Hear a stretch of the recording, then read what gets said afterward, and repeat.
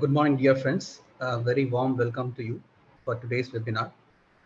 At the outset, on behalf of Team Consulting and Beyond, we respect and appreciate your resolve to focus on overcoming the ongoing challenges caused by the pandemic. Consulting and Beyond, headquartered in Chennai, is a team of around 70 members offering auditing, taxation, management consulting, and corporate finance advisory services. The leadership team has over 25 years of experience in engaging with SME clients in Tamil Nadu. Over the years, our team had the opportunity to work with our clients at various stages of their business, from ideation till successful stake sale.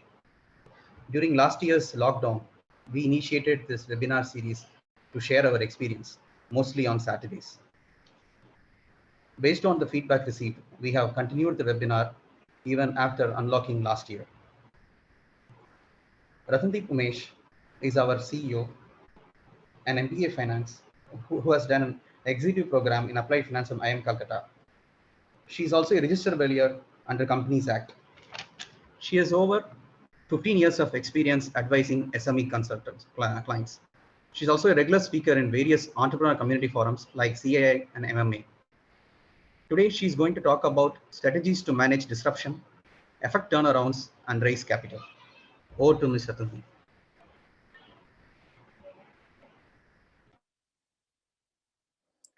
Happy morning, all.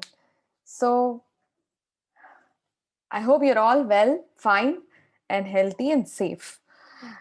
What we have seen during this pandemic is, a lot of struggle for life as well as livelihood. Both are important, need to take care of everything, both the life and the livelihood. And hence, first, lot of gratitude to the frontline workers who have been helping a lot of patients, a lot of people who are suffering with pain. Hats off to them. Without them, it would have been even more difficult. Second, as far as life is concerned, they are taking tremendous amount of measures to make sure each life is being saved. As far as livelihood is concerned, we have been used to working on our business, working on how things need to be taken care of in our business for a long time now. And COVID has been one such black swan event, something that we wouldn't have thought of even in the wildest of dreams. Oh, why is it happening this way? So let's understand, if such event happens, it can bring a churn, it can bring a change, it can bring a lot of difference to our business. But are we prepared for it? Is this or are we still in the mindset that, old ways will return, old measures need to be taken care, or the old ways of business will be profitable? To understand that, let's understand a scenario. Uh, as human beings, we've always been evolving to an extent that, we didn't like the way we had started it earlier. Now we want a new way to do things. Same mentality will work here also. How and what is the agenda for the day? Let's look into it. One, what is disruption? Why disruption is required? How do we need to handle it in our business? What is recession? What is disruption? And types of disruptive innovation. I'm just running through the agenda so that you're all prepared what is coming up. Short-term strategy for 2021 and a long-term strategy to reach the full potential of our business. Next, capital, the importance of capital, how we need to raise capital, float, and what are the other methods of working around in a business, a joint venture, partnership, or a franchise. So let's take it this way now. Earlier, we used to believe only that the big fish will eat away the small fishes, but now it's not that way. It is the fastest fish, the one which is able to adapt to the environment, the one which is able to serve the customers much more with ease, convenience, at a lesser cost, will take away the market share. This is what we mean by disruption in a business. It means a small change or a big change, or a change, basically, let's say, that interrupts the flow in which the business is being done. So we have been doing business, let's say we had a cab service and we've been doing the cab service in one way. But the way Ola and Uber changed the entire scenario is, at anybody's convenience, this cab would be available. So now there is a disruption in the way in which the cab industry itself is working. I'm just giving you a small example where, okay, now let's look into the next part. What we did 50 years ago, 60 years ago, are we continuing to do that today? No, not even 20 years before. When I was in school or college, what the things that were up and doing were completely different from right now what is happening. So disruption is as simple, as important, and as elementary as our own existence. We wouldn't have ever thought of that we will all be connected through a Zoom as of date. We wouldn't have been imagining it in the wildest of dreams. But somebody forethought about this Zoom couple of years ago, and today when there is a need in the market, it is able to capture the market.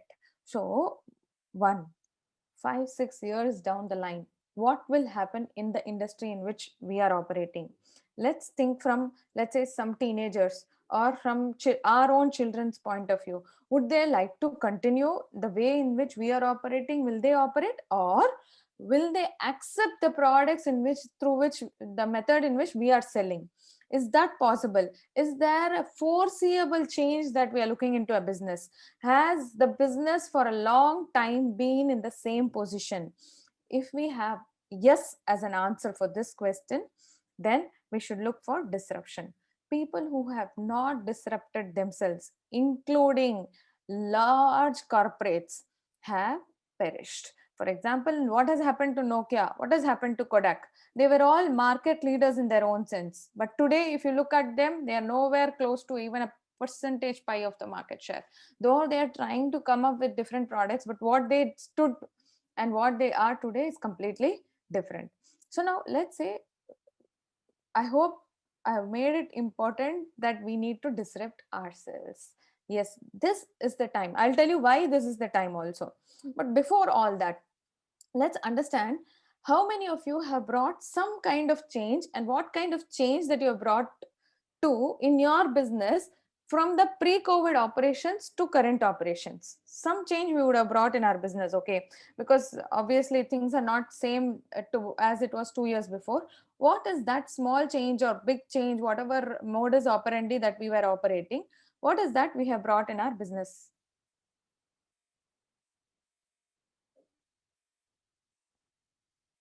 Yeah, I hope you are all able to hear me clearly. One change that you have brought in the way you've been doing your business.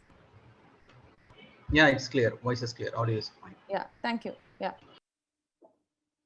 Yes, Amrish, you can unmute yourself and speak. Yeah, good morning, ma'am. Thank you for the opportunity. So one change that I see is, for sourcing the deals, predominantly we used to travel a lot, and today the communication per se is happening through Zoom meetings, as you have clearly pointed out. So that avoids a lot of like that also saves a lot of time, and by that measure you can optimize your resources as well. So that is one thing that I could add. So a lot of travel has been cut down. So if a lot of people are in travel industry, they need to think about this, how they could, disrupt themselves. But for others, yes, if we look at, we used to handle phone calls were not convenient. One meeting was essential. We are all doing it through Zoom. Now, one small change. Basically, what has happened? People are trying to take orders through WhatsApp. It's as simple as that. Okay, for people who are dealing in products, they're trying to take orders through WhatsApp. Then one or two things we would have shortly changed, right? Couple of them, maybe one or two answers here and there.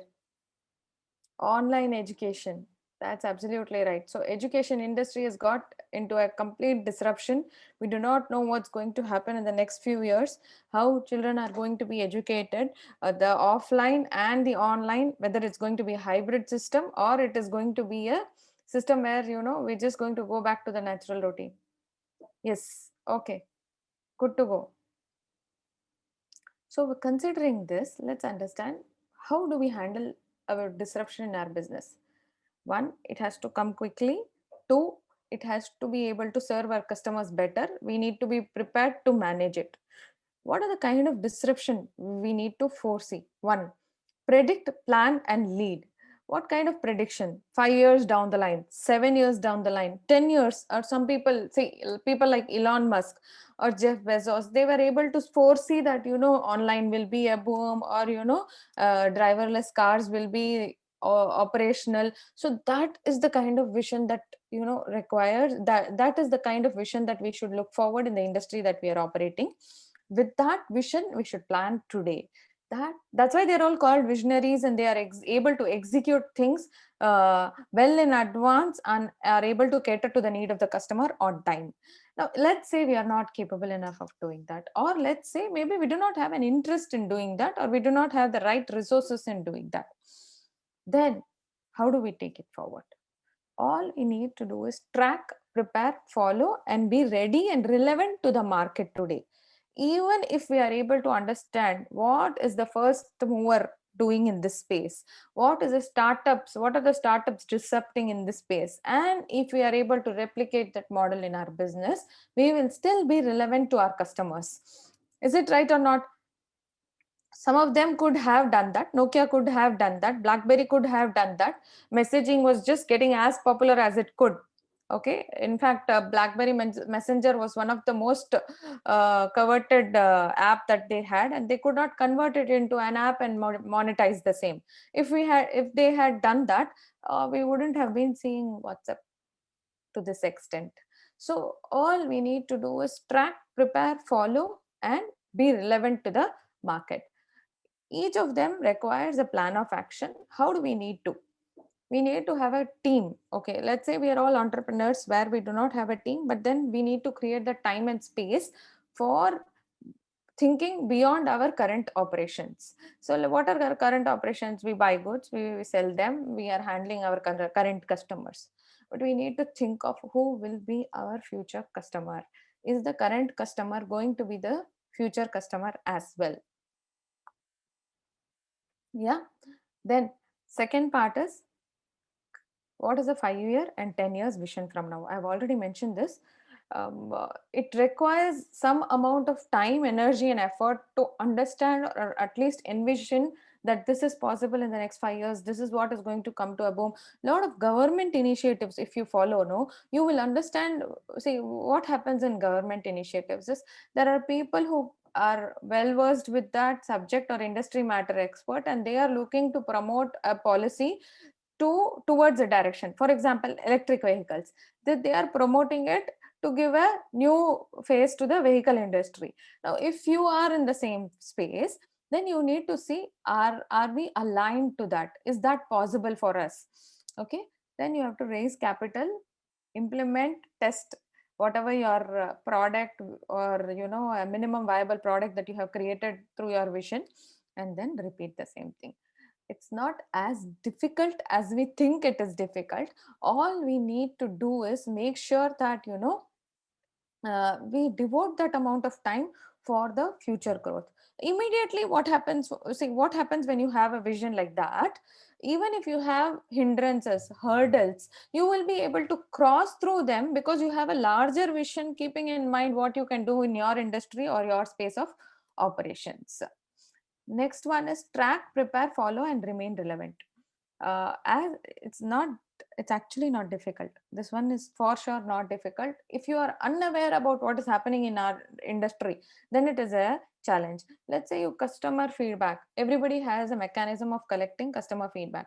If we are able to collect the customer feedback, understand what is happening, what is their pain point that is still not being solved. Yeah. If we are able to do that, then we should be understanding, yes, is there a methodology in which we can connect to that? Store product and market data in a structured form. Now we understood from the product suppliers, they might have a challenge. What is the market leader doing? Is it something that they are trying to take care of a new need of the market? Is there this thing? Yeah. Next, is there a method in which you are incorporating the same thing in your regular MIS and discussions? Let's say you understood, yes, now my market is heading towards some kind of digitization where the orders are going to come through some kind of digital platform only. When something like that happens, we need to understand that how can we embrace it? Is it possible or is it not possible? Can we embrace it? If we can embrace, then that should become our one more channel or one more funnel through which we are going to get our leads or prospect. If not, then we have to quantify how we can outsource this. Is it possible for us to outsource this entire thing and make sure that we are still relevant in the market? Whatever trends, in fact, you should look at the startup industry as well. Now it's all not only the market leader who can disrupt the market, but also the startups who can disrupt the market, because they have a backing of fund flow or through various venture capitalists, various PE funds, various angel networks. So you should have a tab on what is happening in your industry in both spaces and then take care of your actions. Again, same thing, once you take a decision, though it might be short term or for a long term, you need to monitor that decision through relevant MIS. Once you do that, you know there is a tracking, there is a progress, or there is no progress on that. Yeah, so I hope I'm clear. Okay, now considering all this, okay, let's say collection of customer data, product, and this thing, is there something in your mind that says, yes, this is what I need to do in my business? Let's say you are in textile business, let's say you are in either logistics business. What is it, that one thing that you triggers you from here that you need to take care in your business? You can share it through chat. That one thing that you need to trigger and take care in your business.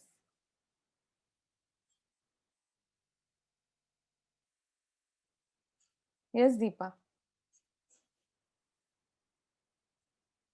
Maybe, is it a digitization of your production plan? It could be. We will discuss all this in detail, but then is there something that you look forward to work upon here? Add more value to clients through engagements that are more directing towards relevancy in the market.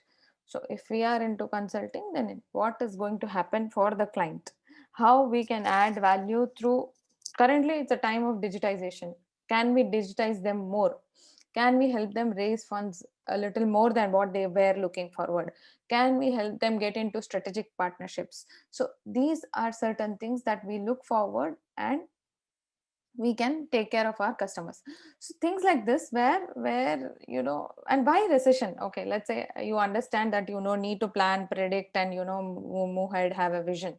But there could be something like we can look at mm, as simple as I'm saying, providing the convenience that the customer good is reaching its place on time. As in any of the logistics, okay, logistics has always been a challenge in various businesses and industries.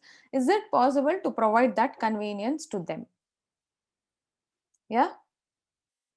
Next, recession. Why recession is a great time? Recession is a time because it helps you think through. Okay, if anybody has heard this story, okay, there was this elephant who used to fight for the king. Okay, he was the king's favorite elephant, and he was the best. But as he started aging, the king never used to take him for the wars. But then he liked him, so he kept the elephant along with him. One fine day, the elephant found himself in a puddle full of mud, and it could not come out. Now, this became a concern for the king as well. What happened, That time, one of the ministers advised them that you please play the sound of the war so that it reaches the ear of the elephant. And hearing that, the elephant actually struggled to come out of the puddle and survived on its own. I'm just cutting short the entire story without dramatizing the entire thing. Is one thing, when there is a challenge, whenever there is a challenge, a resilient human being, a person who wants to come out of the challenge, will find ways to come out of the challenge. So today we are all having a recession. We are all having a challenge that the demand is uncertain. We are having a challenge that we do not know how much our resources will support the demand that we are having. It could be in the form of capital, it could be in the form of operations. But when we have a challenge, then we think of ways in which we can invent certain things to overcome the challenge. I will show you how we can, for example, businesses like WhatsApp, businesses like Uber, businesses like Airbnb, all this have been initiated during the 2008 recession. Today, if you again look into lot of businesses, especially healthcare, telemedicine, having these business meetings on Zoom or Zoom conferences, these kind of conferences will go on forever from here on these are all, recession is the starting point of such things. So whenever there is a recession, it makes a human being think how he can come out of this recession through resilience, through his ability to innovate, through, see, all you need to be is enthusiastic that yes, you're still surviving in this COVID time, we are still surviving, that itself is God's grace. From here we can do something, X, Y, Z, step 1, step 2, step 3, something can be done to take our life to our next position. Now, I've received a lot of queries when I asked for registrations on account of this webinar. Received a lot of queries stating how do we survive during this corona situation, what is it that we need to do, how do we need to take care, we are having a challenge in this situation. To be really frank, it's not only you are having a challenge or you are the only one you're having a challenge. All across almost every industry is going through this challenge. Now if you look at the hospital industry also, now the hospitals have reopened for non-COVID care and this thing. Only the hospitals that are open for COVID care were doing some business there. But other than that, even those hospitals had a challenge. Now, to overcome that in this recessionary times, two types of disruption that we need to take care of. One is how we need to reinvent our core products. Two, what is the easiest way to serve our customers? I've given these examples multiple times during the presentation, but let's see one by one. Reinventing core products is something that never existed before. So something like, you see augmented reality, you see virtual reality, something called technological innovation, agriculture, see how education got disrupted, right? Similarly, agriculture is going through a very massive disruption phase. Okay, 3 years down the line, you will see a lot of farmers with a lot of technical or technological knowledge implementing in their farmlands to enhance their productivity.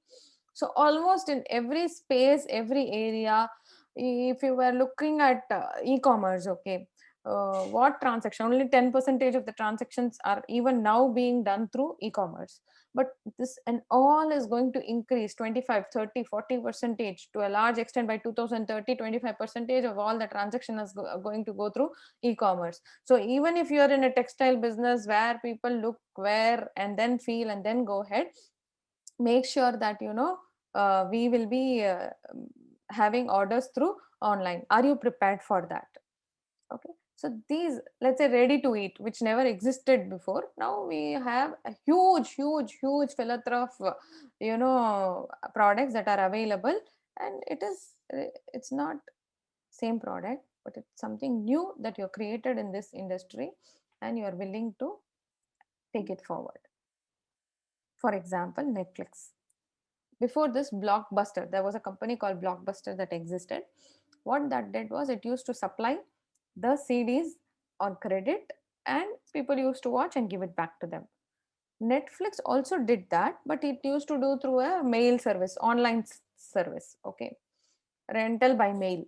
Later it realized that instead of doing this rental by mail service, why can't it go through an online mode of streaming?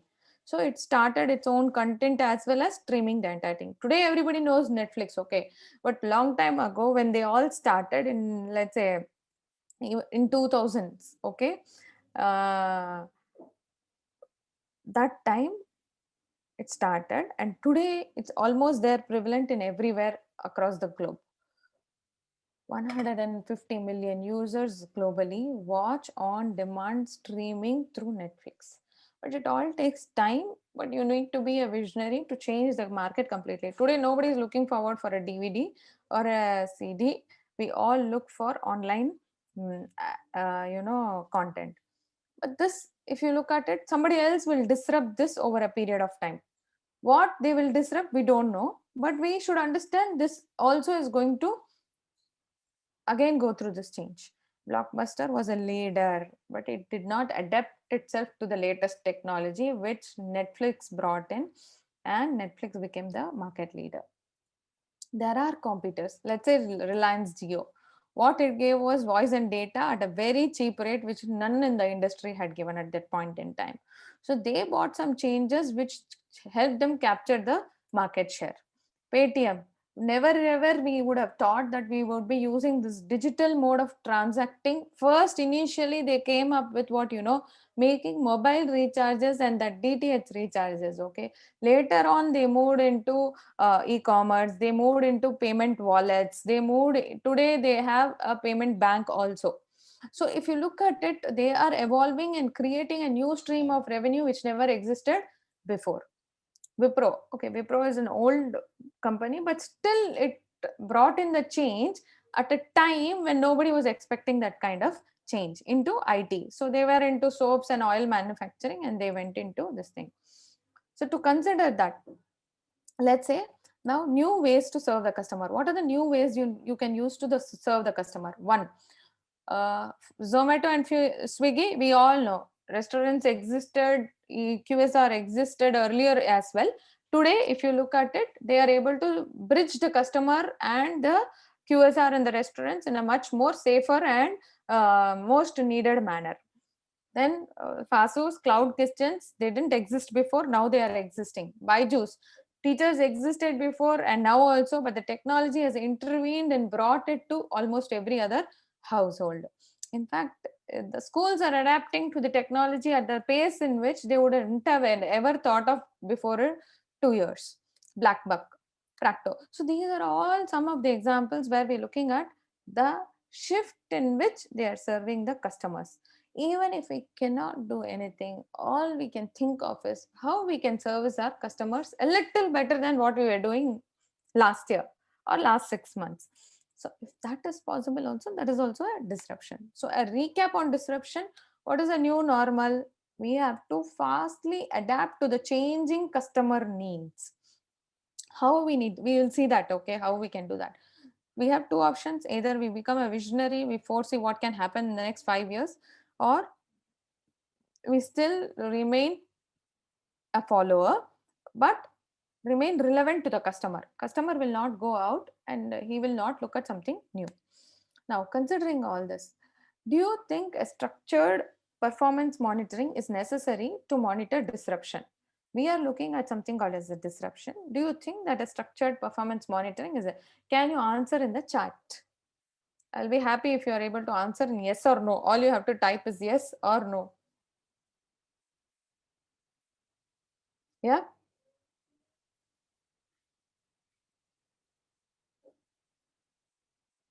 Super. So we need a structured monitoring that is required for more a progress or a disruption. So let's say, for example, we have planned to go in the e-commerce platform. Then do we need to make sure that plan A, plan B, step A, step B, step C, step D, what are the steps that we need to follow, and are these steps are having a timelines? Mainly in first 3 months we will do this, fourth, fifth month we will make it a brand, fifth, seventh to eighth month we will generate revenues out of the entire thing. It all takes time. There's nothing that is easy. None of the disruptions have happened overnight. None. Zero. None of them. Okay. Something they were ready and they were able to capitalize the market on time. You can say they have become an overnight star, but they were ready for it. That's how they could become an overnight star. Next. Turnaround management. This is okay. Now we are saying we are having a challenge. You are talking about disruptions. We need to do something new, but my business is still struggling. I do not know whether I'll be profitable this year or not.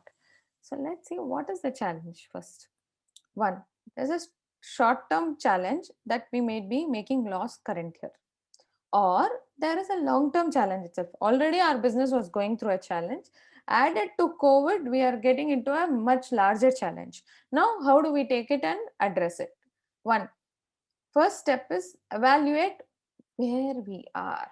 What is our challenge? Is resource not available? Demand not available? Ability to service the demand not available? So if you look at resource, capital resource not available, or let's say demand not available. A lot of people have written to me saying that I do not know how I'm going to get the demand from the market. Is there is a challenge, uncertainty of demand. Now let's understand one thing. Last COVID, okay, first 3 months or first 2 months, what had happened was we were all very skeptical how things are going to pan out. Will people have the purchasing power to buy things out in the market? What did the government do? Government did some kind of liquidity infusion. So there was some kind of money available in the people's hand, which means some disposable income. And then we saw the demand improving.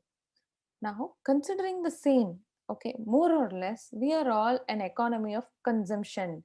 India, as such, is going to be a leader in consumption over a period of time. Considering that we will always have the demand. How we are able to swiftly cater to the demand is what is our challenge. So, considering the demand quotient, we might have more players, we might have lesser players, but there will always be need for some product or the other unless the product has become totally irrelevant. You know, last COVID, when I took a session, there was one person who was doing wedding cards, okay, and the entire season he had almost have no order of wedding cards. Post the lockdown, he said, though I did not have many orders of wedding cards, I moved into a different variety or scalability of the product that I'm having. I made more of brochures, I made more of, you know, corporate orders, and I was still able to survive the business. So if that kind of challenge, people with that kind of challenge have also survived their businesses. Okay. So we should look at how we can modify, tweak, get into corporate orders or get into orders which are, you know, through omni channel and move forward. Considering this, let's say, what are the expenses? So first thing what happens is, first your money goes out, there are fixed expenses, rent, salary, these kind of structures where your expenses are fixed. Now you reassess whether you need them or you do not need them. If you need a lesser space, can you go for that? Is that possible for you to go for a negotiation? Is there excess capacity available for you? A lot of these manufacturing units, what happens is, oh, so far everything is going good, we are able to meet our expenses as well, and we are able to have some kind of retention. But during the pandemic or post the pandemic, when the demand is lower, we feel that we have too much of capacity and too less of demand. Is there a possibility to make multiple uses of the existing capacity, either job work production or outsourced production, or only a part of the job to be considered in house? All this needs to be taken care of. People who are looking to make 21 22 profitable, check what is your capacity to handle. You have excess capacity. If you have excess capacity both in terms of manpower, space available, production capacities, machinery, then is there an alternate use of it? Is there an opportunity ahead? Is there a possibility of increasing your funnel through e-commerce platform, through other channels, through a product mix which is completely different? Exports are opening up, people are opening up to exports after the pandemic. So is there a possibility of such things? If there is a possibility of such thing, get into, try, test the market and move ahead. Lot of our clients, they got into franchising, they got into e-commerce, they got into outsourcing, job work. So couple of things which, you know, they wouldn't have thought of in the pandemic, before the pandemic, they have thought of during the pandemic, and they are moving ahead in the business. Small things, okay, but it makes a lot of difference. Capex and managing working capital. It's good for capex. Okay, what is capex? Capital expenditure that you are trying to put in place for future growth, which means investing in plant and machinery, fixed asset, land and building, let's say new projects which you want to take care of. Right now, if you are having a challenge in generating revenue, managing your expenses, put that on hold for some time, unless you have some resource already allocated for. I have a bank loan facility availed, I can move ahead with the capex production, provided again for that there is a visibility of demand, because your obligations will start and you need to see whether there is a visibility of demand. Second is effectiveness in your working capital. What is working capital? Working capital means How many days does it take for you to pay your suppliers? How many days does it take for you to receive from your customers? How much stock you are holding? Consider the reassesses. Almost everybody would have done that. Okay, last lockdown, how much stock is available? How many people will pay on time? How many people will pay 2 months in delay, 3 months in delay? You would have made an assessment. Okay, that's why there is an importance of cleaning up your data. Okay, having all the data in one place. Okay, for years together, everything is done because the business is running. No, nobody is bothered. Okay, there is cash flow, cash is coming in, cash is going on. Whenever whatever expense you want to do, you are able to do. Personal needs are being met. Everything was going fine. When this lockdown came in, people realized I should know how much is realizable actually. That's when the data was not cleaned up. We help clients clean up their data to understand only this much is realizable. Now what they did is focused on the realization, focused on how fast, how quick, and how they could depute something out of that realization. Lot of them actually, the uncollected ones were huge over a period of time. They could collect it through a good incentive scheme. They did one incentive scheme and they could collect it and make sure their working capital is and requirement is fulfilled even for growth. Okay, so that's how you need to have a clean database. You need to understand who your suppliers and uh, vendors are. You need to understand what is your credit sale policy, or you need to understand how you need to renegotiate. So not only one or two items, okay, you have to work on it multiple times. Okay, it's not just multiple angles. Basically, not only your fixed expenses, you need to work on your working capital, you need to work on your capex, you need to work on your growth next 4 5 years from now, where you're looking at. As an entrepreneur, it's never an easy journey, we all know that, but how we need to take it step by step. Each areas need to be focused upon and brought into the way you want it to be operated. Okay, so you need to set short term targets, create a roadmap, granular level, like channel wise, location wise, product wise, or geography wise. So if your business is spread across multiple products and you know you're handling too much of discounts, okay, all the time you have to keep giving discounts and you have to service your customer, then is it time to consolidate everything? Is it possible to consolidate the geographies? So consider all that and then move forward. We as Consulting Even Beyond have helped. I'm just sharing with you one case study where we have helped client achieve profitability during the last year, wherein the industry average was around 60% of the turnover, or 55 to 60% of the turnover. This client has achieved 75% of the turnover of last year.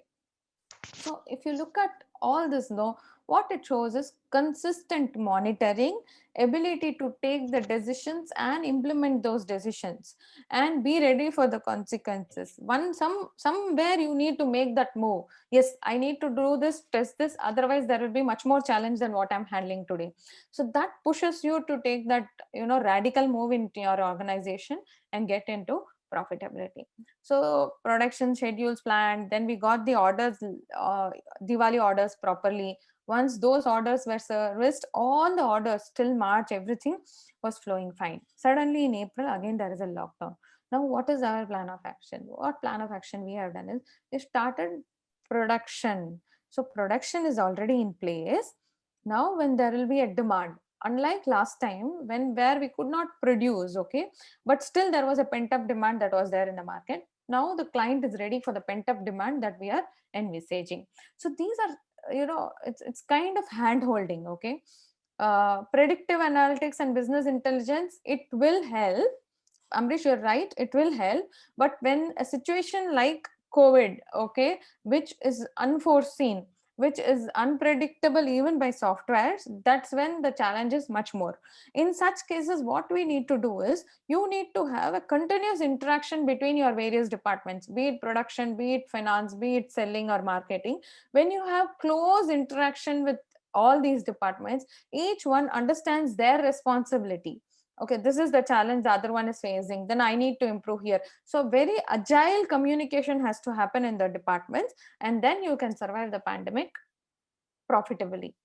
Okay, very, very important. This has to be a very agile exercise.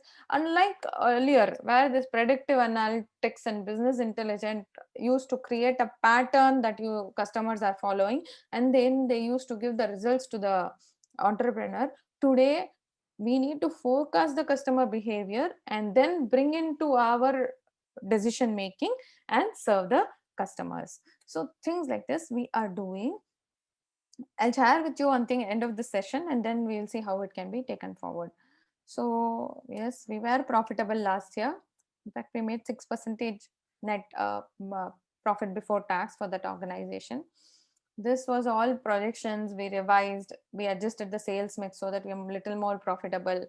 In fact, one of our client, okay, God's grace, the margins of the client were sub 30 levels pre-pandemic, but we worked on the product mix and the pricing. Post pandemic, if you look at it, the client is able to sustain a margin of around 34%, which by any means is a very good margin in a textile industry. So things like this, a lot of, see, sometimes you can work on the product, sometimes you need to work on the expenses, sometimes you need to work on the working capital, sometimes you need to work on the growth plan as well. So a combination of all this can only help you sustain and grow together. Any doubts here so far? Any clarity required?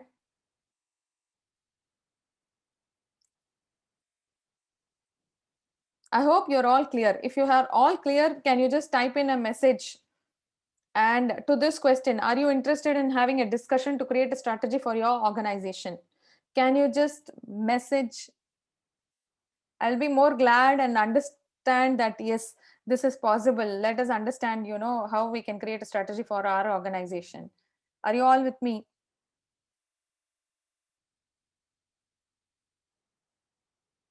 Yeah.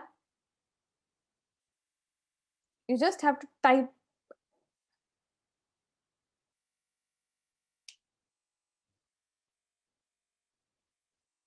Thank you, Prashant. Yes, sure. So the good to go understanding that, yes, you're all with me. That gives me a happiness, and I hope I'm adding value to wherever it's possible. What kind of tweak, change, or a value add that can be done to your organization to take it to the next level.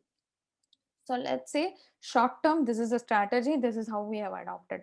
But short term is short term all the time. Long term, what is the strategy to reach our full potential? We have a factory. The capacity utilization of the factory today is only 60%. We need to reach the 100% capacity. Or we have a plan to introduce multiple products. Or we have a plan to go to multiple geographies, or we are already stressed out. There is a challenge, there is a crisis in the organization. We need to address that crisis. We need to stabilize. We need to define what is our strategy, and we need to take care of other things. So let's see, in long term, if an organization is going through a crisis, through a challenge, what are the things that they need to follow? Summary is the slide here that I have shared, but let's look at a long term here from here on. First, we need to understand where we are, where our competitors are, who are our suppliers, who are our customers. Is it because of the suppliers we are having a challenge on account of pricing, or is it because the customers, they are not willing to pay and the market is too competitive on account of pricing? What is the culture of our organization? Do we take accountability of everybody's task into consideration? What kind of financial structure are we having? Do we have too much of debt that is resulting in a stress in the organization, or is it because we are not efficient enough in managing our working capital? Whatever is the challenge, we need to do a status reevaluation. Most of the time when we have done a status reevaluation for our clients organization, see what happens, generally they come to us that they are having a challenge. Okay, they might seem that they know what is the challenge, but when we do a threadbare analysis, we find scopes where they can work upon easily on their own also. They may not need our help at that point in time. But there are areas like processes, structures, financial handholding, areas where they will require our help. But overall, a status reevaluation gives you a new perspective with which you can look at your organization, your customers. You can bring in a change for your organization. Crisis management team. Once you know this, then we advise the clients to have a team, small team, which will address these key issues for the short term, and we will give them a long term priority. We implement those. We will share what are the strategies that we will help them implement, and then monitor through a regular MIS. Each client is different. No client is the same. There is no one template that fits everybody. So we need to do a status evaluation, customer profiling, supplier profiling to understand how things can be taken forward for every organization. However, it starts from the vision. What is your vision? Where you want to take things forward? What is your sales plan? What is your marketing strategy? What is your customer and suppliers policy? What is your operating cost structure? What is your capital structure? How you're going to take things through a review, what kind of review plan you are going to have. Everybody has an organization. Okay, we have been running organization like this. Okay, without a review we will continue. Yes, I'm getting orders. Yes, this order is being fulfilled. As I'm getting orders, this order is being fulfilled. But what is the profitability? Can we enhance on the profitability? Is this the way we want to go forward? Are we going to bring in any kind of strategic change? When I spoke to you about disruption, okay, the existing business must not be lost at the cost of the disruption that we are trying to create. Or we should be aware that yes, this will be the loss, but in the long term this is going to be our gain. So such things are very important when you look at a long term strategy to reach your complete potential. Employees, see what happens over a period of time. You have very loyal employees, not necessarily they are very performance efficient, but now you need to take a call. Your organization is already in a stressful position. In this stressful position, to service them, to service the organization is becoming a challenging. Now you reassess your employees. If you can map it them to a different role, okay, and still make sure that they are reaching their full potential, you retain them. Otherwise, then you need to upskill, train, whatever best can be done from your side, you do that. Else they need to be exited and you need to re-employ to fill the gap. But understand one thing, they are the lifeline of an organization. So you need to keep reassessing them as the organization evolves. Then process product improvements. Process is how you have been carrying it out. Now, what COVID has taught us is certain processes can be cut down itself. Is it possible? Yes, it is possible. But how you can do it in a systematic way, that yes, that needs to be. So if we get orders through WhatsApp, how they need to be tracked, how they need to be fulfilled, whether they are fulfilled, what confirmation, how the collection has come. So now we need to put a new system in place. Okay, or we need to tweak our existing system and process to make sure everything is happening smoothly, independent of the source of order. Okay, then renovation of existing products. Current products have become redundant, no more useful. Then we should move to what kind of renovation can be made. So one of our client who was into robotic education, okay, robotic education is basically hands-on experience on creating a robot. Okay, now what has happened due to the pandemic, since schools are closed down, he has created a curriculum through which online programming can be taught. Okay, coding can be taught, and the client and the children will be able to provide the results through online applications. So now you need to renovate your existing products. Now adapt. Swiggy is delivering grocery. So these are some of the examples of how, what kind of process and product improvements people have brought in their organization. Next, financial restructuring. What do you mean by financial restructuring?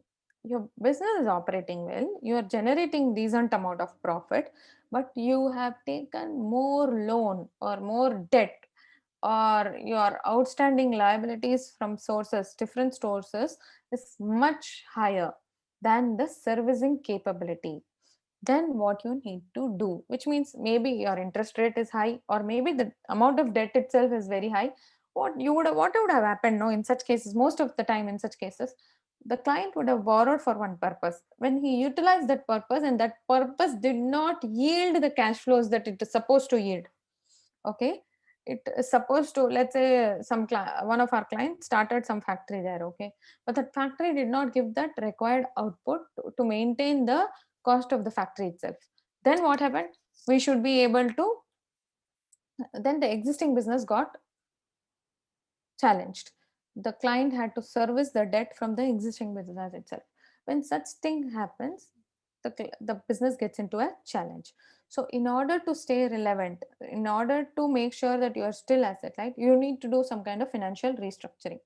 First, identify what is the challenge, what is a short-term requirement, because any business, there will be one short-term requirement to make sure that the operations at least are going smoothly. Then you categorize what is a one-timer payment, settlement, all that needs to do. Then sit with them, negotiate what is an effective outcome, what kind of discounts you can get, what kind of revisiting you need to plan for your debt outflow. If you are able to plan and make it a long-term commitment, then I'm sorry, things get faster. So post which, from here on, this is going to be your debt equity structuring. If I have 1 rupee as equity, 3 rupees as debt, sorry, 2 rupees as debt, that's how I'm going to work on my business. So you also come to some kind of conclusions like this. It's all long term, okay, not in one day or one thing. Technology is important, you need to. But now, once you initiate a long term strategy, you need to monitor the performance daily, expense your budget, prepare your budgets, monitor through budget variance analysis. Every time there has to be a corrective action if this does not work out. Okay, one of our client, what they did was they outsourced their warehousing. Okay, they thought that it will be cost effective to work through outsourced warehousing, plus it will not be too much of headache to handle the labor there. But we realize that since the demand is not as much, okay, and there is a second wave, third wave that is coming up, then we have to take that corrective action, and they brought the entire operations under their own fold. So these are all dynamic decision makings that you need to take care, and when you're and that gets reflected through periodic monitoring. Without periodic monitoring, it's all a post-mortem exercise. Okay, it's not a live exercise. Post-mortem, after the books of accounts are closed, oh god, I made a loss of so and so, oh god, this is much only profit, I thought we are making profit of 10% NB, 14% PAT or something like that. But then if you do a monitor and take corrective actions, you will be able to take. So there is a small case study of SpiceJet. I'm not getting into detail. It's already 12 p.m. But then I have some content after this also. So let's get into this. SpiceJet was into a challenge, okay, in 2015. Okay, huge challenge, almost in the verge of shutting down. But then something happened that changed the fate of SpiceJet. Today, all airlines are in a challenge because everybody is in a challenge. We don't need not talk about it, but somebody has gone through a challenge and come out of it. This gives us an inspiration. Yes, if we do things rightly, there is a possibility that we can correct and come out of the things. So refused fuel supply, cash flow crunch, they had more debts than they could service. Aircraft, the lessors wanted to cancel their flights. Okay, so considering all this, all the problems came together, you can say, for them. And then there are certain certain reasons for that, but the reasons are, I'm talking here only for case study purpose. There could be much more than that. They had too many routes, okay, with too less flights. Okay, which means that never the flight would be on time. Okay, so that was also one challenge. And they had purchased very costly flights for smaller routes, which will never give them that unit economics. So things like this, okay, they had collected cash, and then before even the flights could take off, they had that. So some of the challenges almost every business that is in crisis will face, they had those challenges. But through effective, what do you say, turnaround strategy, they were able to make sure that the business is out of all this challenge. Cost reduction was one. Optimum utilization of the routes, so they cut down on a lot of routes that were not profitable. Aircraft, was it utilized properly? Is it flying end to end? Fuel burn, what is the efficiency of the fuel? What is the employee requirement? A lot of layoffs happened. Maintenance contracts were also renegotiated. Fund infusion also happened. Around 500 crores of funds was infused, and they got the advance ticket orders again rescinded, so which helped them get back to that cash flow position.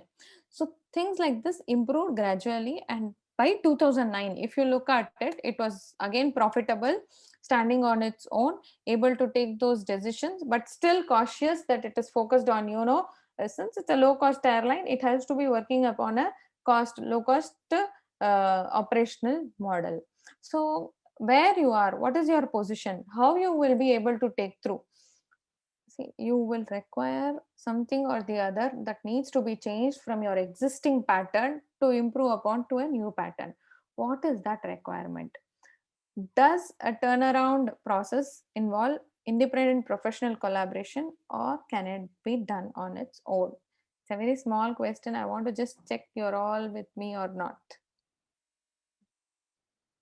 Yeah? You just have to type in the message whether a turnaround professional is required for you to take things forward or not.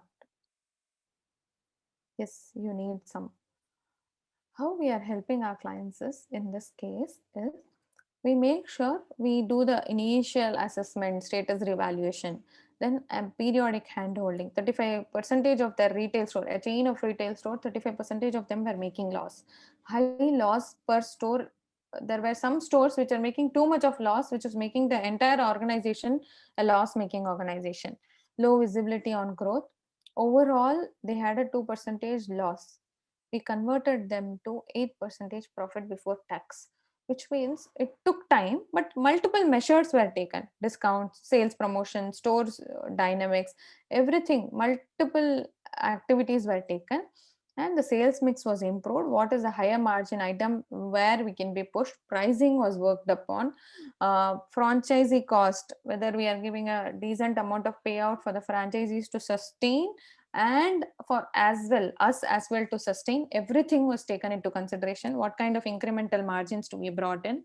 What is the marketing and sales promotion budgeting?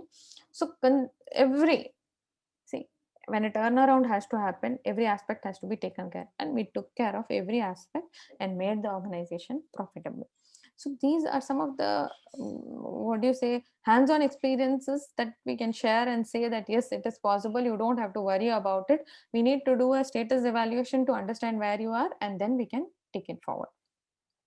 Now, to take any of your dream forward, be it disruption, you are looking to plan ahead, and then this is going to happen in my industry 7-8 years from now, or even to survive your existing business, whatever it is, you need some capital, decent amount of money. Now, how and what kind of capital can be brought on? Let's look into that. How many of you are willing to do a fundraise today? Not willing to, feel that there is a need for capital in the business today? If you can type in through the chat. Yes. Or you feel that you have sufficient and you'll be able to maneuver through that. Yes. Whenever, if you look at a growth oriented entrepreneur, they always feel that there is a need to raise capital. Yes. How and what kind of capital needs to be raised, we will look into that. How to identify what is the best source of funding. Let's say that you have already incurred loss. Okay. And your cash flow generation capacity is so much. Then you think, if you have to take your business from here on, you need a strategic investor who can put in money as an equity partner, not as a debt. But if your cash flow generation, or if your debt repayment capacity is good enough, then you can raise debt. I will come to that later on. Let's say, yeah. If you have to work on zero capital, is there a possibility to work on zero capital? Yes, there is a possibility. But if you're able to link your orders to your suppliers, there is something called as just in time, or well ahead in advance, so that you never have a challenge as far as the working capital is concerned. If you act as a merchandiser, an agent, or a distributor, to that extent you will not have a capital requirement as a manufacturer would require. Can you infuse more equity? Yes, infusion of equity is compulsory for every business. Time and again it has to be done. When Okay, this question alone, we will take it up in the next slide. Okay. How much should you offer? What kind of value add the investor is bringing? What is the liquidity? What is the tenor for which he is coming in? He or she or the organization is coming in? What is the risk that is spread based on the completion of the project? That needs to be considered when you offer equity to your new investor. How much how much liquidation depends on the stage of business and the support of the investor that you are getting through. What are the different sources of funding? These are the different sources of funding at every stage, depending on the scale, size of operations. These are the, initially you start on your own, then you have friends and family investing in your business. Then there are some angel investors, crowdfunding happens. Now that happens across the globe. Equity partners are there, venture capital, private equity, IPO. In between all this, during each of this stage, you might have some private lenders, VCs who are lending venture debt, non-banking finance companies who are lending as debt, and banks who are lending on the project or on the working capital. So a combination of debt and equity always needs to be followed to make sure that, we are working on profitable model.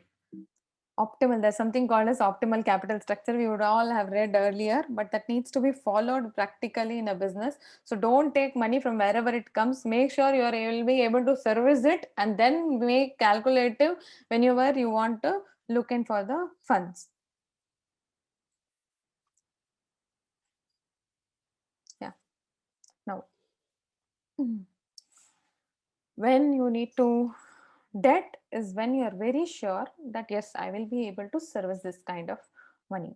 What happens in case of debt, if you do not service, then your reputation is at stake. One. Second, the next time you want to borrow, you have to check once more, okay, how and what kind needs to be done. What is the borrowing cost, whether you will be able to repay on time, whether your business will be able to generate the cash flows. There should be some kind of visibility or certainty to that. Then you can go for debt. Equity is the idealistic one when you are looking at accelerating your growth. Okay. And there is a lot of uncertainty in this growth journey.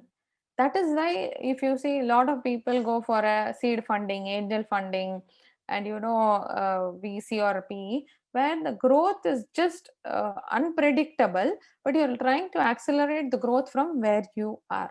Always a combination of debt and equity needs to be done in a business to make sure it is run smoothly. You can't be without debt or you can't be without equity. Both the things are important in a business. So what is your optimal capital structure?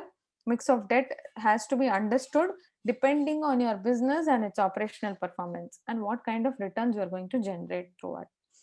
It's a very important decision. Okay. But most of the time what happens, somebody is ready to give money. Let us take it. Let us see that later on.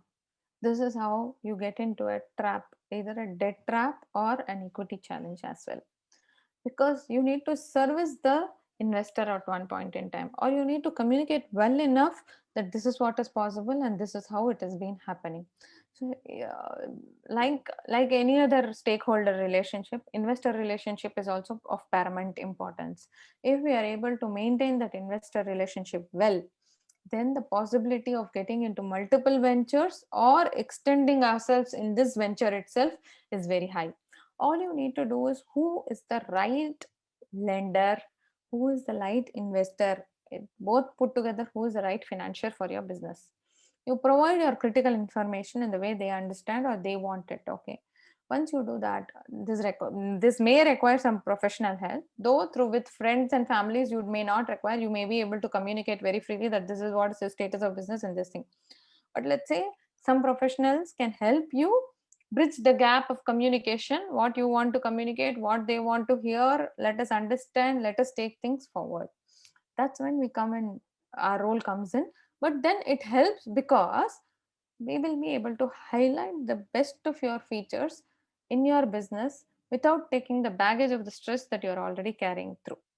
You already have a challenging, so in your conversations, if you look at it, you will feel that yes, this is becoming a challenge, I don't want to go through this is how it is. But when we speak, we say these are the positive aspects in your business, and the client should be, investor should take leverage out of this positive aspects and move forward. So there's a lot of things in this. In fact, steps in raising finance itself can be a session. Okay, that itself can be a session. But what I'm trying to highlight here is money is as important today. If you say vaccine is important, as important as vaccine is money. So if you get that right, you can make your business grow abundantly. Don't get into a trap where I've already asked this question, but then let's okay. No, yeah. Don't get into a trap later on where we will regret saying that, oh, I shouldn't have done that. This is a decision I have made. So think twice before taking somebody's money into the business, and make sure that you can run it profitability and take it forward. Apart from, let's say, capital investments from our side may not be possible, or we are looking for, then what are the things that we can look forward? We can look for a joint venture. Somebody else brings in the capital, we have the expertise, or they have the expertise, we have the infrastructure, so we can work together and make sure that the business is successful.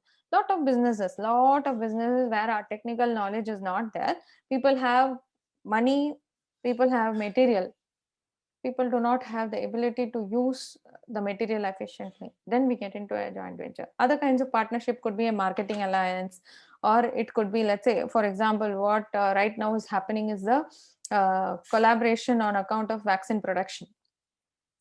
Okay, so somebody is going to be the supplying partner, somebody is going to be the manufacturing partner, somebody is going to be the one who is going to give the API. So all these things collaboratively is going to lead to a vaccination to large masses. So these are, I'm talking about a government, but this can happen in private as well. So you will have a lot of vendors or a lot of key relationships, not one supplier or this thing, lot of key relationships that you need to manage and get things going in a business. Especially when your capital strained, then you should look forward for options where you can also have a win-win proposition, the opposite party can also have a win-win proposition. Franchising is also one way out to make sure your brand grows, you are able to capitalize on what you have created over a period of time.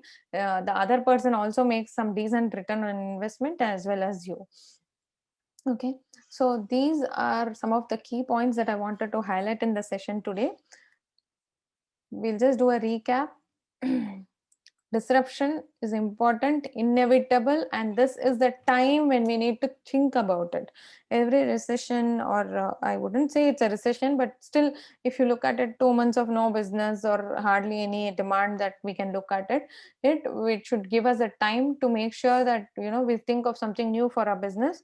We can either be a visionary and lead it, or we can be a follower and still stay relevant. We need to plan, prepare, and execute whatever we want to do. In order to plan, prepare, and execute, you need to have certain metrics in place and make sure that it is hand-holded. Otherwise, what will happen is lot of ideas. As an entrepreneur, we are a bundle of ideas. Okay, today we think we can move ahead with that. The next day we think there is a new idea, we can move ahead with that. But what gets executed is something that has been followed relentlessly with discipline. If we are able to follow something that with discipline, we will have incremental improvements over that, and finally it is going to be a success. If you've heard of the word Kaizen, okay, Kaizen gives you that small incremental improvements on the vision that you are looking forward, but one day will lead to a humongous possibilities. So that is one thing. Second one is turnaround. If you're already having a stress challenging situation and we need to analyze, diagnose, and plan strategically for revival. Cash flow will be a top priority when you are looking at turnarounds. Then fundraising, whether you should go for debt or equity. Innovation requires capital, and you should be able to provide sufficient capital so that you don't have to abandon the project halfway through. Lots of people, visionary ideas, okay, 5 years in advance, 6 years in advance, demand has not picked up, but their idea has been fabulous. But what has happened is insufficiency of capital, they couldn't take it forward. The burn rate was very high, we had to stop the project did very well during last COVID, but we didn't have money, we couldn't continue with this. So things like this we are able to see in the market. How we can mitigate or we can take care of that is, we should be able to understand that we need to plan in advance. Contingency always needs to be taken care, or we should be always looking out for capital, making sure the business is running smooth. So these are some of the things that I wanted to share. If you have any queries, okay, you can write chat or you can raise your hands, we will address it. We at Consulting Beyond, we are having 24 plus years of experience with the 69 member team, and we help small and medium scale enterprises understand what things are all about. Yeah. We intend to plan a mastermind program, okay, where we will have a group of entrepreneurs, 7 to 8 entrepreneurs meet on a monthly basis, so that we can discuss our challenges and take things forward strategically, or we can do a performance monitoring during those sessions. And it is going to be a collective allied group of entrepreneurs who want to grow their business exponentially. So if somebody is interested in getting into such kind of mastermind group, you can fill a form. And yes, the form has been shared here. You can fill the form, and we will take it forward from here on. What happens in such mastermind groups is that you learn from each other's failures, you learn from each other's growth. And it's not that we will also be helping you give the, yeah, Amal, if you can share the link of the mastermind group as well. Feedback form link is being shared in the chat. You can fill in the feedback. You can also share the link for the mastermind group form. Yeah. Any query?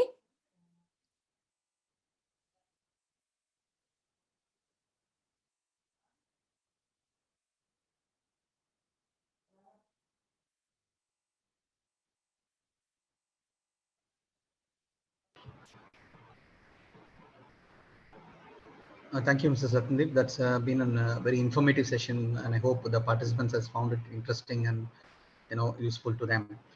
Now the floor is open for the Q&A. So any queries on the session or on the areas in which you wanted to have clarity, you may put up your questions in the chat box, and it will be answered. Thank you.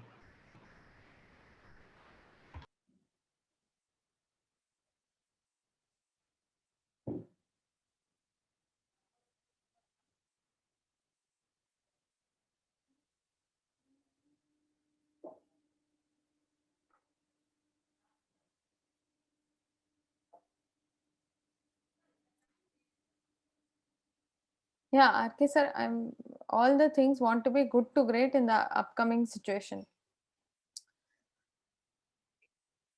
We need to cater to we need to give the customers beyond their expectations. Once that is done, everything will go from good to great. That is important.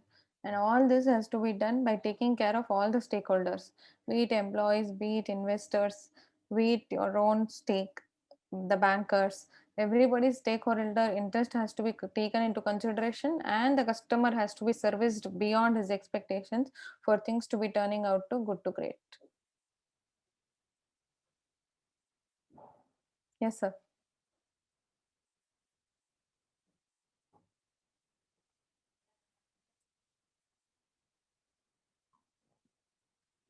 Sure. Yeah, thank you, sir. Thank you. Thank you so much. Post COVID, how do we service customers? Everybody has a need. Okay. What is their pain point? What is their pain point today? That is much more important than anything else. You have a product or a service. Will it fit to his needs as of today? Supplies are disrupted. So, what happens when supplies are disrupted is you can do a collaboration. Even if your competitor is having that stock and you need that stock for supply, sometimes you will have to go to your competitors and get that stock from them. So these are some of the methodologies in which you will be able to handle the situation post COVID. Ability to service to their current pain point, and ability to make sure that suppliers, let's say it's a disturbed supply, correct, no doubt about it. Last COVID, this was the major challenge. More than the demand, the supply was a challenge. But if you are able to collaboratively work with multiple people instead of being dependent on one, then you will be able to survive your supply challenges. Is that fine?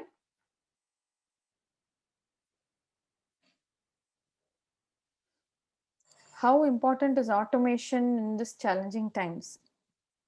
Why you need to not automate? Let us ask the reverse question. If you do not automate, what will happen? You still continue the way in which you are working, but your competitors have already adapted themselves to faster methodologies of working through automation. Through automation, one, your reporting becomes much easier. Two, your task becomes much faster. When both these are taken care of, then your ability to take decisions is much more faster. I have the reports that I require. I know what was the order last month, what was fulfilled last month, how it was being fulfilled, what is the responsibility of the person fulfilling the order, why was there a challenge. If you have all this information, once you automate only, you will have all this information. Without automation, it's not possible.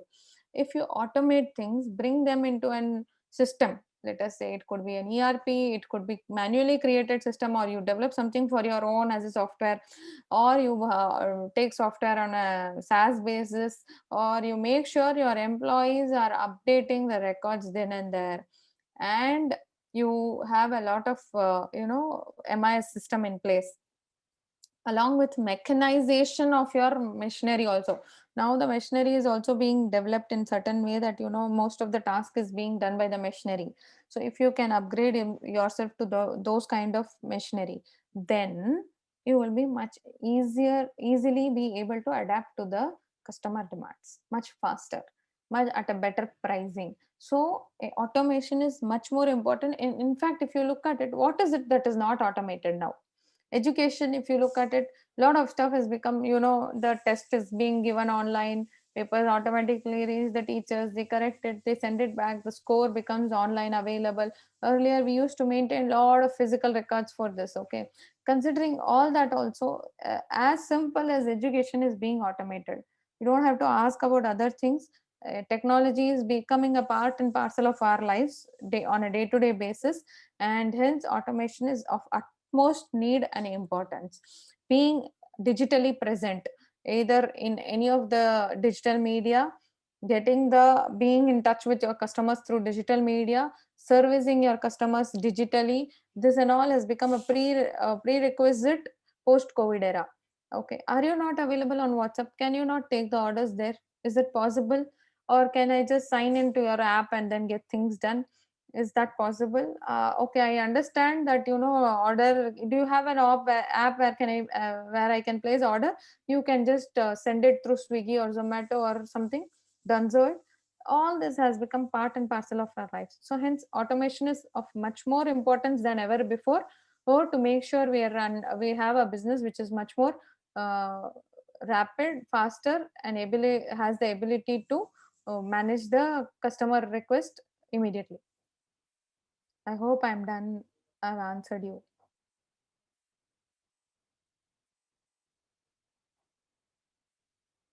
Yes?